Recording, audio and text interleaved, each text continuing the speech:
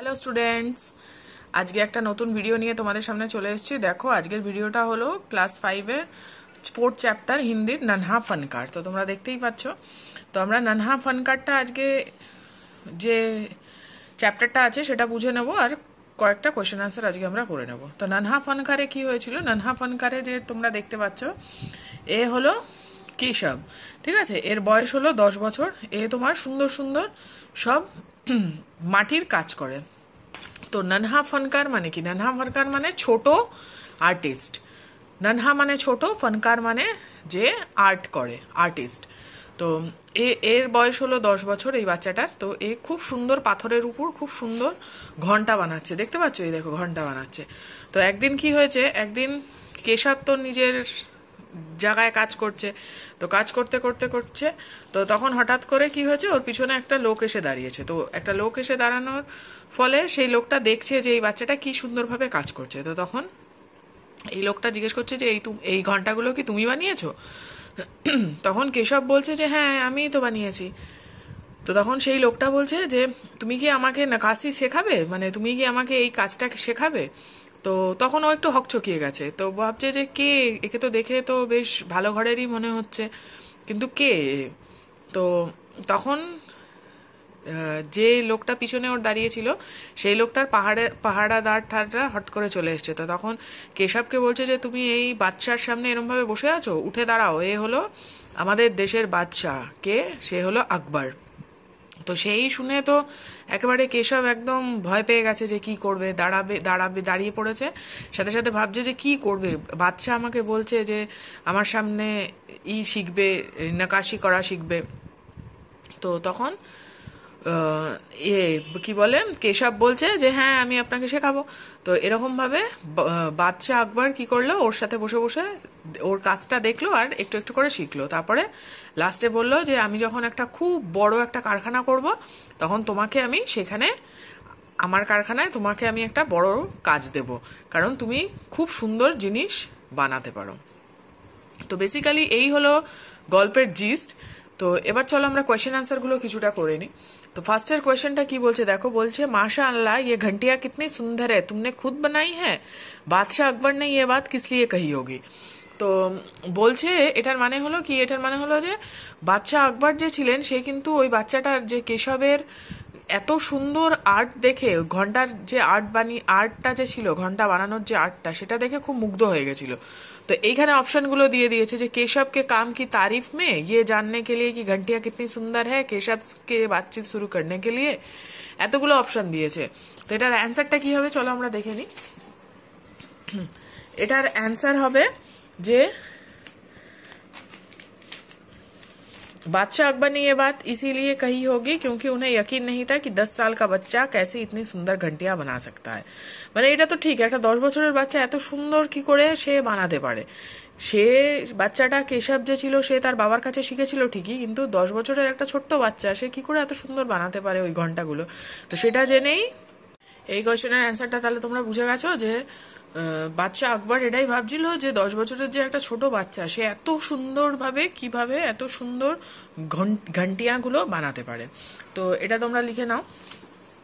চলো তারপরে পরের কোয়েশ্চেনটা আমরা করি। এখানে কি বলছে, আকবর কো পেহরেদার কি দখল আন্দাজি अच्छी क्यों नहीं लगी?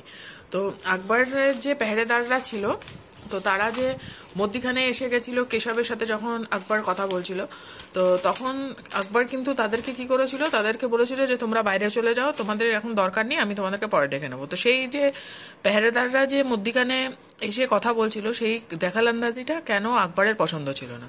তাহলে এটার অ্যান্সার কি হবে দেখো, এটার অ্যান্সার হবে আকবর এক अच्छे राजा थे, वो अपनी प्रजा से मिलते रहते थे, इसीलिए अकबर पहरेदारों की दखलंदाजी अच्छी नहीं लगी। তার মানে কি, আকবর কিন্তু সত্যি খুব ভালো একজন রাজা ছিলেন। তো আর সে সব সময় তার রাজ্যের যে প্রজা ছিল তাদের সব সময় ঘুরে ঘুরে তাদের সাথে কথা বলতেন যে তাদের কি অসুবিধা হচ্ছে না হচ্ছে। নিজে গিয়েই কিন্তু হয়তো সে তার বেশ বদলে যেতেন, কিন্তু নিজে গিয়ে কিন্তু সবসময় কথাবার্তা বলতেন যে তাদের প্রজার কি প্রবলেম হচ্ছে। তো সেই জন্য সে চাইতেন যে ডাইরেক্ট প্রজাদের সাথে সে যাতে কথা বলে, কিন্তু যাতে অন্য কেউ পাহারাদাররা এসে তার মধ্যিখানে যাতে কোনো ডিস্টারবেন্স না করে। তো আশা করি তোমরা এই কোয়েশ্চেনের অ্যান্সারটা বুঝে গেছো। যদি অসুবিধা হয় তাহলে অবশ্যই আমাকে কমেন্ট করে জানিও, আমার ভিডিওগুলোকে পুরো ফলো করো। আর চ্যানেলটাকে সাবস্ক্রাইব করো, লাইক করো, শেয়ার করো। তোমাদের কিন্তু অনেক সুবিধা হবে এই ভিডিওগুলো যদি তোমরা দেখো তাহলে। আর কেভিতে কিভাবে কি পড়াচ্ছে, কেমন কেমন কোয়েশ্চেনের টাইপ আসতে পারে, আমি কিন্তু সবটাই তোমাদের সাথে শেয়ার করছি। তো আশা করি তোমরা যদি আমার ভিডিওটাকে ভালোভাবে দেখো তাহলে কিন্তু তোমাদের রেজাল্ট ভালো হবে। তো চলো আমরা অন্য কোয়েশ্চেনগুলো করে ফেলি।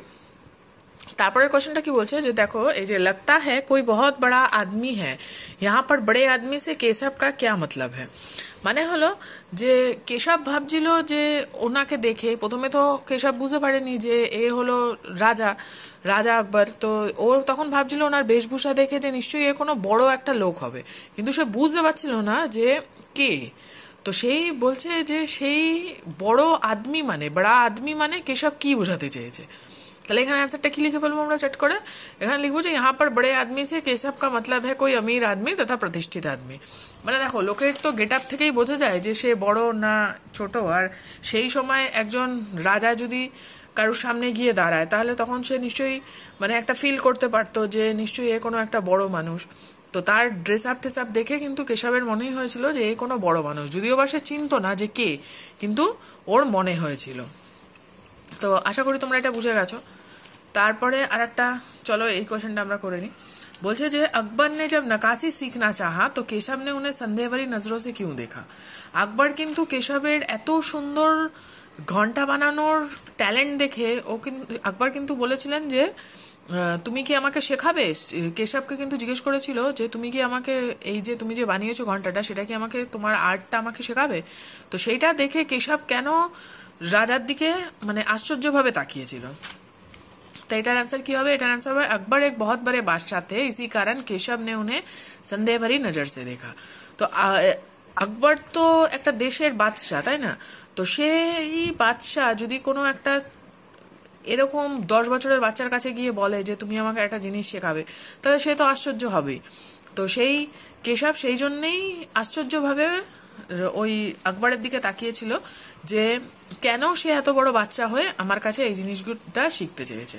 তো দেখো আমি মোটামুটি তোমাদের এই কয়েকটা কোয়েশ্চেন আনসার করিয়ে দিলাম। এবার আরও কয়েকটা কোয়েশ্চেন আছে, বেশি কোয়েশ্চেন কিন্তু এটার মধ্যে নেই। এই যে দেখতেই পাচ্ছ এই কয়েকটা কোয়েশ্চেন রয়েছে, এটা কিন্তু আমি আবার আমার পরের ক্লাসে তোমাদের সঙ্গে শেয়ার করব। তো তোমরা পড়তে থাকো, দেখতে থাকো ভিডিওটা, যেখানে অসুবিধা হবে অবশ্যই কমেন্ট করে জানিও। তো চলো আজকের জন্যে ক্লাস আমি এখন এখানেই শেষ করছি, আবার নতুন একটা ভিডিও নিয়ে তোমাদের সামনে চলে আসবো। Take care, by.